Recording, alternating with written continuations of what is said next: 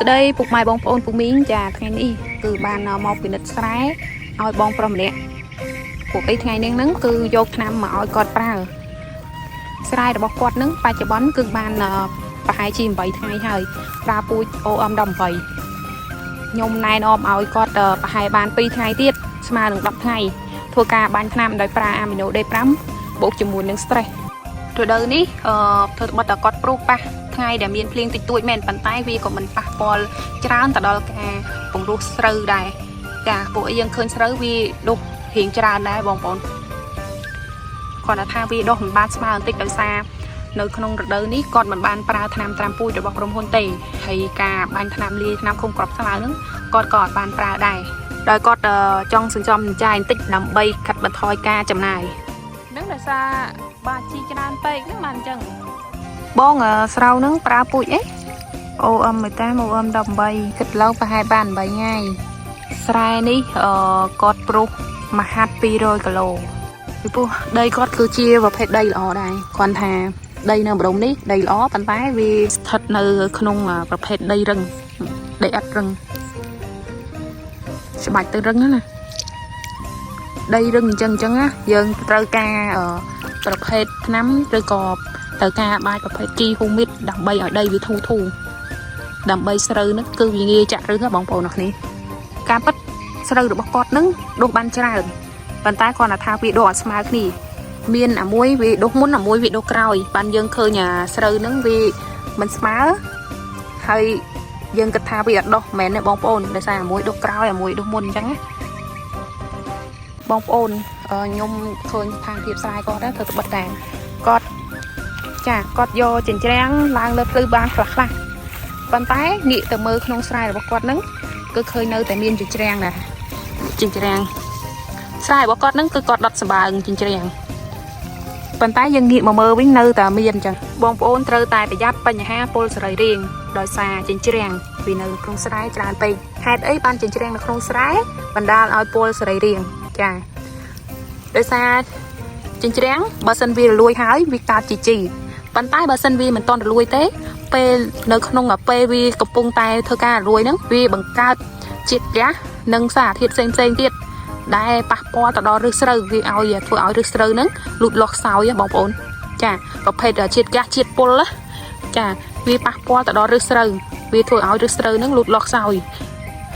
ដូច្នេះពេលវេលារលួយហ្នឹងក៏វាដោយរដូវដែរដោយថាបើសិនរដូវក្តៅអញ្ចឹងណាយើងមានទឹកគ្រប់គ្រាន់ដើម្បីត្រាំចិញ្ច្រាំងចាវាឆាប់រលួយទេ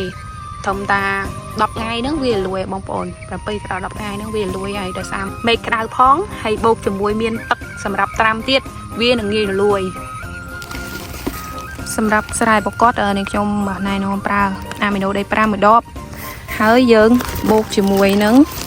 មួយដប stress នេះបងប្អូនពីរនេះគឺប្រើក្នុងមួយហាត់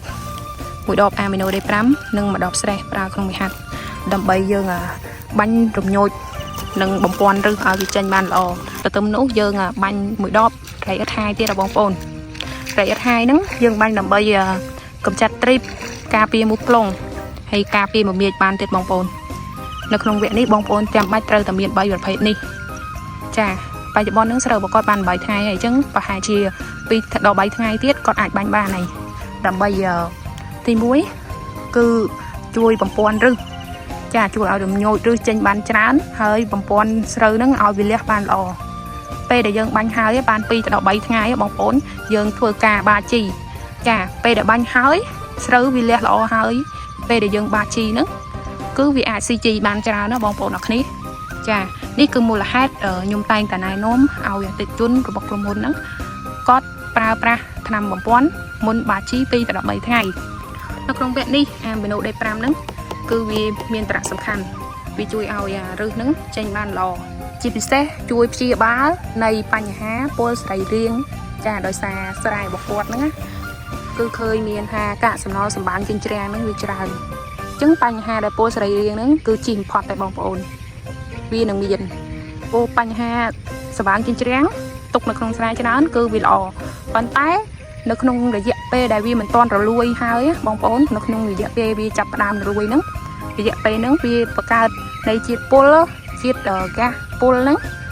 វាធ្វើឲ្យស្រូវរបស់យើងលូតលាស់មិនល្អប៉ះពាល់ទៅដល់ឫសស្រូវអញ្ចឹងបងប្អូនត្រូវតែប្រយ័ត្នបន្តិចនៃបញ្ហាកាកសំណល់សបាំងជញ្ជាំងទុកនៅក្នុងស្រែពេលដែលវាមិនទាន់លួយនេះបងប្អូនស្រូវ8ថ្ងៃឬអញ្ចឹងអត់ល្អឲ្យបងប្អូន